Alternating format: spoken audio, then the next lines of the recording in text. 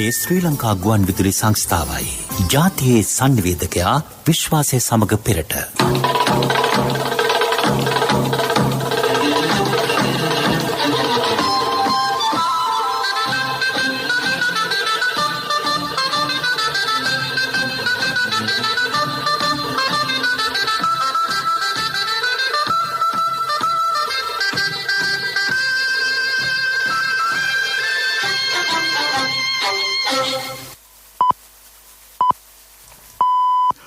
උදැසන 6යි.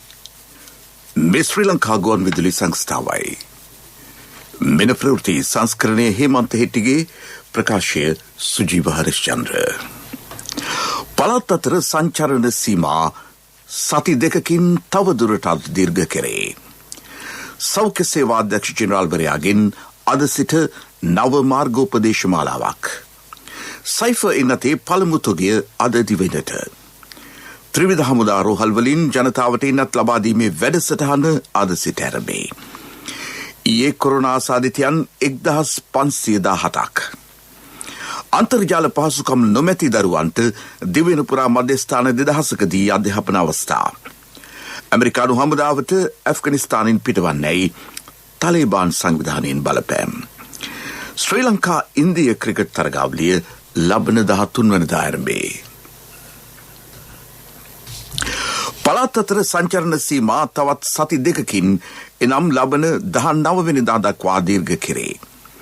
Corona වෛරසයේ ව්‍යාප්තිය පාලනය කිරීමේ ක්‍රියාමාර්ගයක් ලෙස එම තීරණය ගත් බව COVID-19 පැතිර යාමේ වැළැක්වීමේ ජාතික ක්‍රියාන්විත මධ්‍යස්ථානයේ ප්‍රධානී යුද හමුදාපති ජෙනරාල් ශවේන්ද්‍ර සිල්වා මහතා කියයි. සංචරණ සීමා කඩ කරන්නන් කෙරෙහිව නීතිය දැඩිව ක්‍රියාත්මක කෙරේ. දෙවන පුරා ක්‍රියාත්මක සෞඛ්‍ය නීති සමාලෝචනය කරමින් සෞඛ්‍ය සේවා අධ්‍යක්ෂ ජෙනරාල් වෛද්‍ය ආසේල ගුණවර්ධන මහතා ඊයේ නව මාර්ගෝපදේශ මාලාවක් නිකුත් කළේය.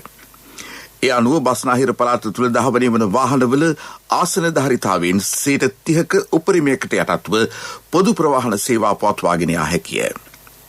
සෙසු පළාත් සඳහා ආසන ධාරිතාව 50%කි. ආයතනික රැස්වීම් සඳහා පනවා තිබූ සීමා ලිහිල් කර තිබේ. ඒ අනුව අත්‍යවශ්‍යම රැස්වීම් 10 දෙනෙකුට සීමා කරමින් පැවැත්විය හැකිය. වැඩමුළු සම්මන්ත්‍රණ සඳහා සහභාගී විය හැකි උපරිම සංඛ්‍යාව 25කි. මූල්‍ය ආයතන බැංකු උගස්මස් ස්ථාන විවෘතව තැබිය හැකිය.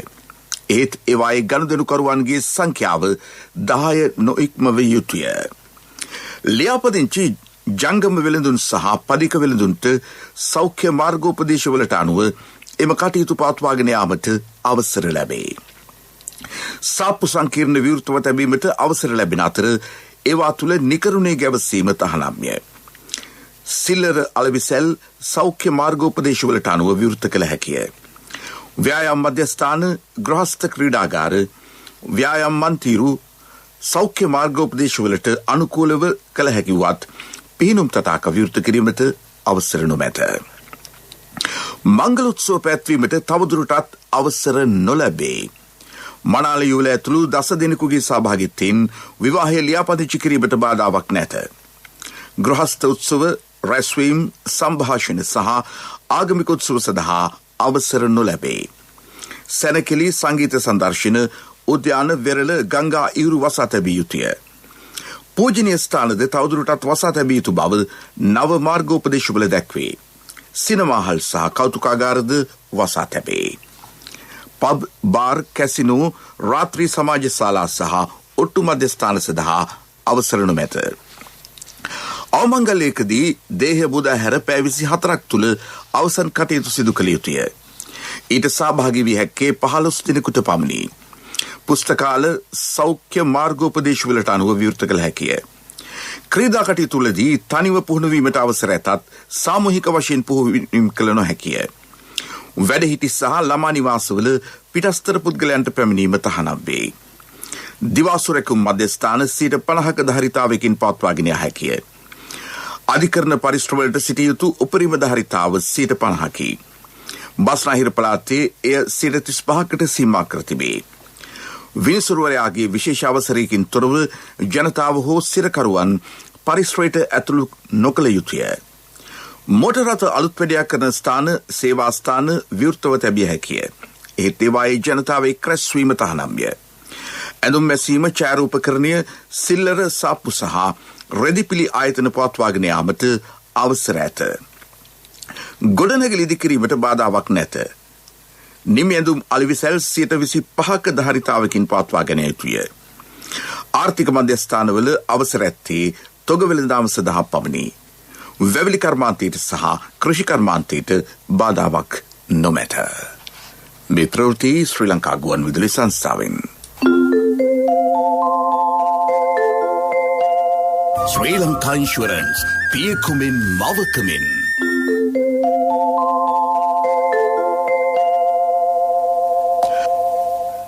ඇමරිකාවේ නිපදවන සයිෆර් එනත ලැබෙන දකුණු ආසියාවේ පළමු රට බවට ශ්‍රී ලංකාව පත්වෙයි.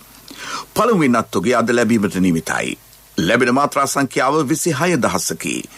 ලබන සතිය තුළ තවත් සයිෆර් එනත් මාත්‍රා 26,000ක් මෙරටට ලැබෙනු ඇතැයි රාජ්‍ය අමාත්‍ය මහාචාර්ය චන්න ජයසුමන මහතා පවසයි. ඉදිරියේදී සයිෆර් එනත් මාත්‍රා ලක්ෂ 2ක් මෙරටට ලැබීමට නිමිතයි.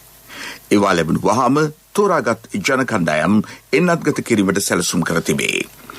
සයිෆර් මාත්‍රා එන්නත් 2ක් ලබාගත යුතුය. මේ අතර ඇස්ට්‍රාසෙනිකා කොවිෂීල්ඩ් එන්නත් මාත්‍රා 2,66,000ක් මේ මාසයේ අවසන් වීමට පෙර ශ්‍රී ලංකාවට පිරිනමන බව ලෝක සෞඛ්‍ය සංවිධානයේ අමාත්‍යාංශයට ලිඛිතව දැනුම් දී තිබේ. කොවැක්ස් පහසුකම් යටතේ ඒවා මෙරටට ලැබෙනු ඇත. මෙහින් කොවිෂීල්ඩ් මාත්‍රා නෙළබුණ හෝ එවෙනුවට මොඩර්නා හෝ සයිෆර් එන්නත් භාවිතා කිරීමට තාක්ෂණික නිර්දේශ ලැබී ඇතැයි නියෝජ්‍ය සෞඛ්‍ය සේවා අධ්‍යක්ෂ ජෙනරාල් විශේෂඥ වෛද්‍ය හේමන්ත හේරත් මහතා කියයි. පළාත් අතර දුම්රිය දහවනේට කොවිඩ්-19 පැතිරීම වැළැක්වීමේ ජාතික ක්‍රියාන්විත මධ්‍යස්ථානයේ අනුමැතිය ලැබී නැතැයි දුම්රිය නියෝජ්‍ය සාමාන්‍ය අධිකාරී ගාමිණී සෙනවිරත්න මහතා පවසයි. එම නිසා දුම්රිය දහවනය පසුගිය සතියේ සිදු කළ ආකාරයට තවදුරටත් සිදුවේ. අඹේපුස්ස අවිස්සාවේල්ල කොච්චිකඩේ සහ අලුත්ගම දුම්රිය ස්ථානයේ සිට කොළඹ කොටුව සහ මරදාන දුම්රිය ස්ථානයේ වෙත ගමන් වාර 70ක් ක්‍රියාත්මක කෙරේ. මුහුදුබඩ මාර්ගයේ අලුත්ගම දකුණු කළුතර වාද්දුව පානදුර මොරටුව සහ ගල්කිස්සේ සිට ගමන් වාර 12ක්ද කැලණිවැලි මාර්ගයේ අවිස්සාවේල්ල සහ පාදුක්කේ සිට ගමන් වාර 5ක්ද පුත්තලම මාර්ගයේ කොච්චිකඩේ සහ මේගමුවේ සිට ගමන් වාර 8ක්ද ක්‍රියාත්මක කෙරේ. සවස දහවනේ වන්නේද උදෑසන දහවනේ වූ ගමන් වාර සංඛ්‍යාවමය. කෙසේ වෙතත් මේ සතියේදී දුම්රිය ගමන් වාර කීපයක් වැඩි කිරීම කෙරෙහි අවධානය යොමු වී ඇතැයි දුම්රිය නියෝජ්‍ය සාමාන්‍ය අධිකාරීවරයා පවසයි. ත්‍රිවිධ හමුදා රෝහල් වලින් සියලු ජනතාවට එන්නත් කිරීමේ වැඩසටහනක් අද සිට ආරම්භයි. බස්නාහිර පළාතේ වයස අවුරුදු 30ට වැඩි පුද්ගලයන්ට නාරාහින් පිට වේරහැර පනාගොඩ ගොන්පුර සහ වැලිසර යන ත්‍රිවිධ හමුදා රෝහල් වලදී අද පෙරවරු 8:30 සිට පස්වරු 4:30 දක්වා එන්නත් කිරීම සිදුවේ. සෙසු පළාත්වල වයස අවුරුදු 60ට වැඩි අයට යාපනය මුලතිව් කිලිනොච්චි දියතලාව අනුරාධපුරයේ කටුනායක ගාල්ල කොටුව සහ ගාල්ල නිල්වා යන යුද හමුදා කඳවුරුවලදී එන්නත් කිරීමට විධානය යොදා තිබේ. එන්නත් කරන වැඩසටහන වේගවත් කිරීම අරමුණින් ත්‍රිවිධ හමුදා රෝහල්වලදී එන්නත් කිරීමට රාජ්‍ය තීරණය කර ඇත. දිවුලපිටිය පෑලියගොඩ බන්ධනාගාර සහ අලුත් අවුරුදු කොරෝනා පොකුරු වලින් වාර්තා වී ඇති සමස්ත ආසාදිතයන් සංඛ්‍යාව 2,57,934ක් දක්වා ඉහළයි. ඊයේ ආසාදිතයෝ 1,517 දෙනෙක් හඳුනාගනු ලැබුව. සෞඛ්‍ය සේවා අධ්‍යක්ෂ ජෙනරාල්වරයා ඊයේ කොරෝනා මරණ 45ක් තහවුරු කළේය. පිරිමි පුද්ගලයෝ 20 දෙනෙක් සහ කාන්තාව 25 දෙනෙක් අතර වෙති. වයස අවුරුදු 60ට වැඩි මරණ සංඛ්‍යාව 35 දක්වා වාර්තා වී. පාන් මිල ඉහළ නොදැමීමට තීරණය කරන බව බේකරි හිමියන්ගේ සංගමේ සභාපති එන්.කේ. ජයවර්ධන මහතා කියයි. සෙරන්ඩිත් සමාගම පිටි කිලෝවක මිල ඉහළ දැමීමට තීරණය කර ඇතත් ප්‍රීමා සමාගම මිල ඉහළ දමා නොමැත. තිරුගු පිටි මිල ඉහළ යාම වාක්වන්නේ නම් පාන් මිල ඉහළ දැමීමට කිසිදු අවශ්‍යතාවක් නැතැයි සභාපතිවරයා කියයි. අන්තර්ජාල පහසුකම් නොමැති පාසල් දරුවන්ට දිවෙන පුරා පිහිටි ඉගෙනුම් මධ්‍යස්ථාන 2000කදී අධ්‍යාපන අවස්ථා සැලසීම අද සිට ආරම්භයි. ඊයේ අදාළ චක්‍රලේඛය සියලු විදුහල්පතිවරුන්ට යොමු කර තිබේ. ඔන්ලයින් තාක්ෂණය ඔස්සේ අධ්‍යාපනය ලැබීමට නොහැකි දරුවන් මෙම මධ්‍යස්ථානවලට කැඳවා ඔවුනට අධ්‍යාපනය සපයන අතර එක් පන්ති කාමරයක ඉගෙනුම ලබන සංඛ්‍යාව 10 දිනකට සීමා කෙරේ. මෙරට ජීවිත රක්ෂණ ක්ෂේත්‍රයේ දැවැන්තම බෝනස් තීමනාව ශ්‍රී ලංකා ඉන්ෂුරන්ස් ග්‍රෑන්ඩ් බෝනස් රුපියල් මිලියන 8,600ක අසම සම ජීවිත රක්ෂණ බෝනස් තීමනාව මෙවරත් ශ්‍රී ලංකා ඉන්ෂුරන්ස් ජීවිත රක්ෂණ හිමියන්ට මෙම තීමනාව රක්ෂණ ක්ෂේත්‍රයේ දැවැන්තයා ශ්‍රී ලංකා ඉන්ෂුරන්ස් වෙතින්ම පමණයි. වැඩි විස්තර සඳහා අමතන්න 0112 357 357 ශ්‍රී ලංකා ඉන්ෂුරන්ස් පියකුමින් මවකමින්. ප්‍රමුඛ පුවත ඔබ වෙත ගෙනෙන්නේ සෑම ගෙදරකම සිටිය යුතු වෙද මහත්මයා සිද්ධාලේප. කාබනික පොහොර භාවිතය ප්‍රචලිත කිරීමේ රජයේ වැඩපිළිවෙලට සමගාමීව දේශීය පොහොර නිෂ්පාදකයන් දිරිගන්වන බව රාජ්‍ය ඇමති ශිහාන් සේමසිංහ මහතා පවසයි. ඒ සඳහා දිවයිනේ සියලු ග්‍රාම සේවා වසම් ආවරණය වන පරිදි කාබනික පොහොර නිෂ්පාදකයන් හඳුනාගෙන තිබේ. මිහින්තලේ වෙල්ලාර්ගම ප්‍රදේශයේ කාබනික පොහොර නිෂ්පාදන ව්‍යාපෘතියක් නිරීක්ෂණයට පසුගියදා එක්වමින් රාජ්‍ය අමාත්‍යවරයා මේ කරුණු සඳහන් කළේය. සමෘද්ධි සංවර්ධන දෙපාර්තමේන්තුවේ මෙදිහත් වීමෙන් නිම ව්‍යාපෘතිය ක්‍රියාත්මක වේ. දැනට සිදු කෙරෙන ව්‍යාපෘති සඳහා ණය සැපීමේ සිට අලෙවි කුටි ඉදිකිරීම දක්වා සියලු කටයුතු නිෂ්පාදන ගම්මාන වැඩපිළිවෙල යටතේ සිදු කෙරෙන බව ඔහු පැවසිය. ප්‍රමුඛ පුවත ඔබ වෙත ගෙන ආවේ සෑම ගෙදරකම සිටිය යුතු වෙද මහත්මයා සිද්ධාලේප. ශක්ති හඬ අවධානය පිණිසයි. අවිස්සාවෙල්ල සීතාවකපුර නගර සභා බල ප්‍රදේශයේ රෝහල් හන්දිය උක්වත්ත සහ පුවක් පිටි යන ප්‍රදේශවල අයාලේ හැසිරෙන ගවයන් හේතුවෙන් තමන්ට දුෂ්කරතා රැසකට මුහුණ දීමට සිදු වී ඇතැයි ප්‍රදේශවාසීහු පවසති. වාහන ගමනාගමනයටද ඉන් බාධා පැමිණ තිබේ. මේ පිළිබඳව ගවයන්ගේ හිමිකරුවන්ට නගර සභාව ලිඛිතව දැනුම් දී ඇතත් මේ දක්වා කිසිදු ක්‍රියාමාර්ගයක් ගෙන නැත. සීතාවක නගර සභාවේ සභාපතිතුමනි ඔබේ අවධානය පිණිසයි. විදෙස් පුවත්.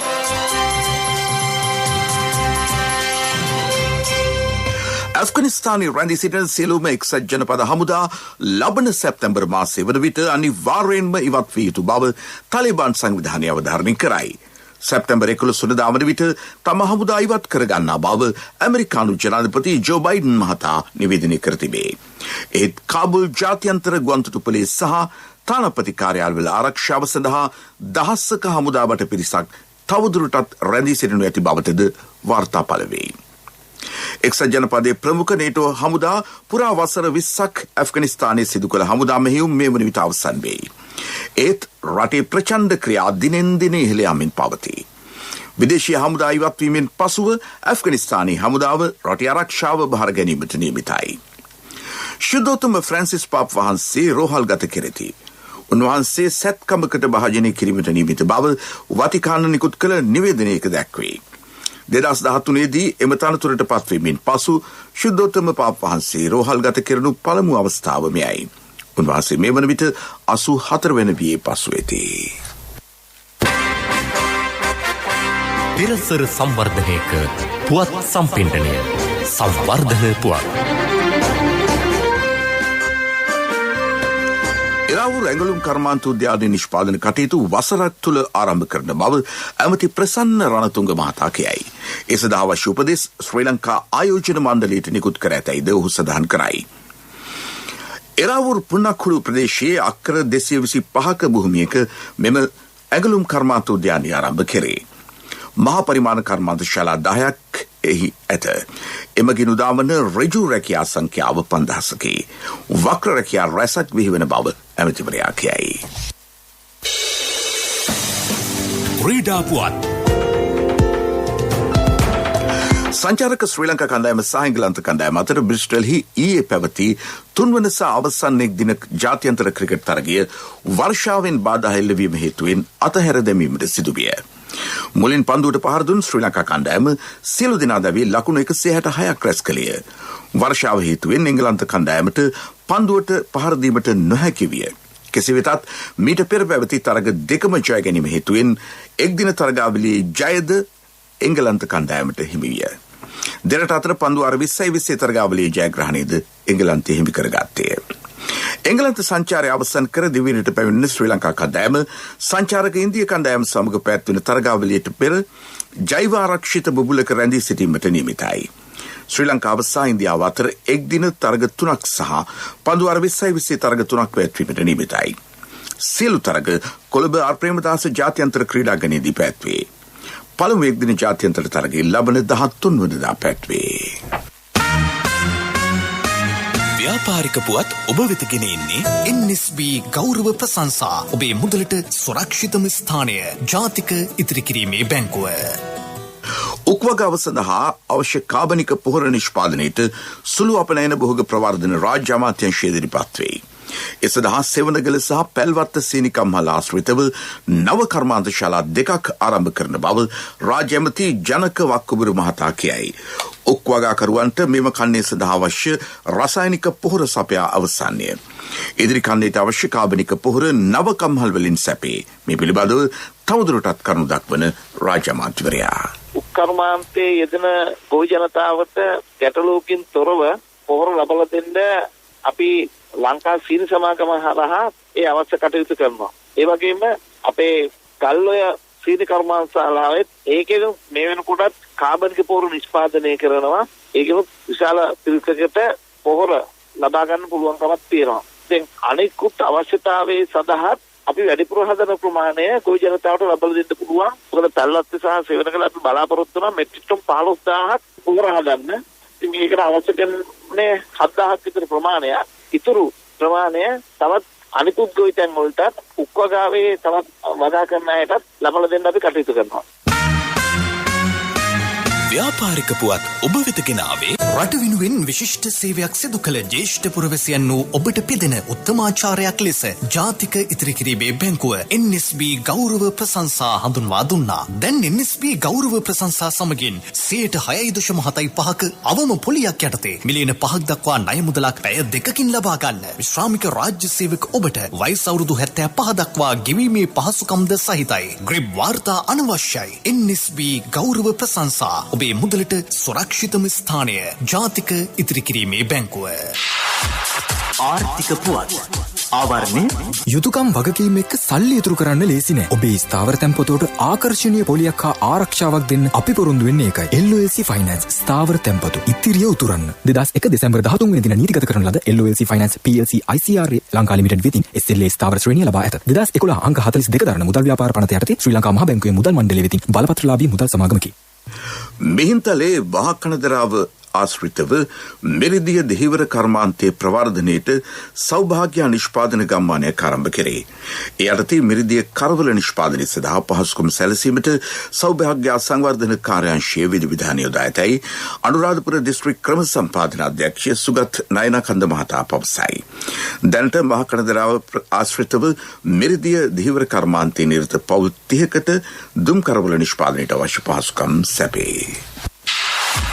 ආර්ථික පුවත් ආවරණය අයියෝ ආද අප්පා මේ යන්නේ නෑනේ මේ ඔය වසන්තයි යන්නේ ඇයි මල්ලි මොකද හදිස්සිය නෑ ඉතින් සල්ලි තමයි හදිස්සිය ඇත්තද හැබැයි සල්ලි හදිස්සි උනාට මල්ලි හදිස්සි වෙන්න එපා ඕනම LOLC ෆයිනෑන්ස් ශාඛාවක ත්‍රිවිලර් එකේ පොත තියලා එවලේම සල්ලි ගන්න LOLC ෆයිනෑන්ස් වීල් පොතට කෑෂ් වීල් පොතට එවිලෙම කෑෂ් අතට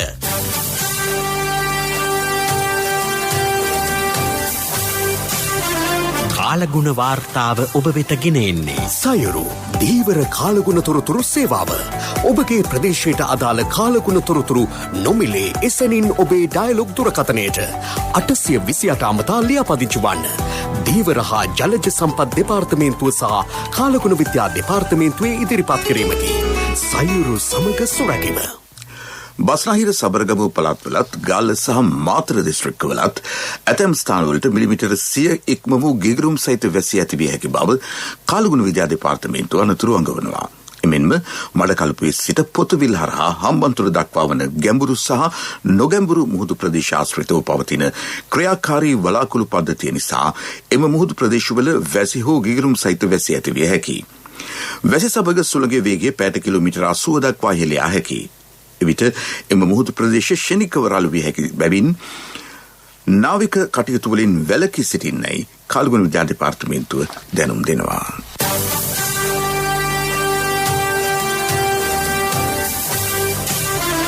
කාලගුණ වාර්තාව ඔබ වෙතගෙන ආවේ සයුරු දීවර කාලගුණ තොරතුරු සේවාව. ඔබගේ ප්‍රදේශයට අදාළ කාලගුණ තොරතුරු නොමිලේ එසැනින් ඔබේ ඩයලොග් දුරකථනයට 828 අමතා ලියාපදිංචි වන්න. දීවර හා ජලජ සම්පත් දෙපාර්තමේන්තුව සහ කාලගුණ විද්‍යා දෙපාර්තමේන්තුවේ ඉදිරිපත් කිරීමකි. සයුරු සමග සුරැකීම.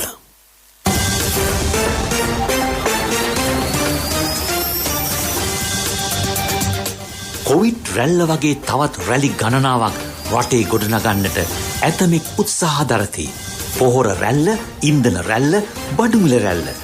මේ ආදී එකී නොකී බොහෝ රැලිවලට අසරණ අහිංසක ජනතාව ඒකරාශී කරමින් උද්ඝෝෂණ පැවැත්වීමට සමහරු කටයුතු කරති.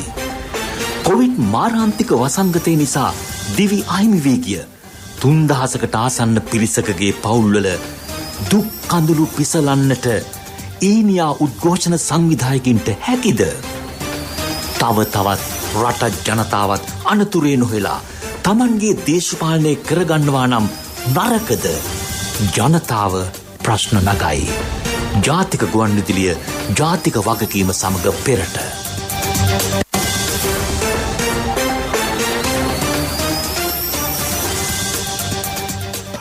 එලිසිරස්තල පළාත් අතර සංචරණ සීමා සති දෙකකින් තවදුරටත් දීර්ඝ කෙරේ.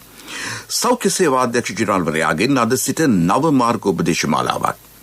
ෆයිසර් ඉන්නතේ පළමු තොගය අද දිවයිනට. ත්‍රිවිධ හමුදා රෝහල් වලින් ජනතාව ඉන්නත් කිරීමේ වැඩසටහන් අද සිට ආරම්භයි. ඊයේ කොරෝනා ආසාදිතයන් 1517ක් වාර්තා වේ. අන්තර්ජාල පහසුකම් නොමැති දරුවන්ට දෙවෙනි පුරා මධ්‍යස්ථාන 2000කදී අධ්‍යාපන සේවා. ඒ සමගින් උදෑසන ප්‍රධාන ප්‍රවෘත්ති නිමාවට පත්වනවා. අපගේ ප්‍රවෘත්ති ප්‍රකාශය www.slbc.lk වෙබ් අඩවියෙන් ඔබට සවන් දිය හැකියි. මීළඟ ප්‍රධාන ප්‍රවෘත්ති දහවල් 12:45ට බලාපොරොත්තු වන්න.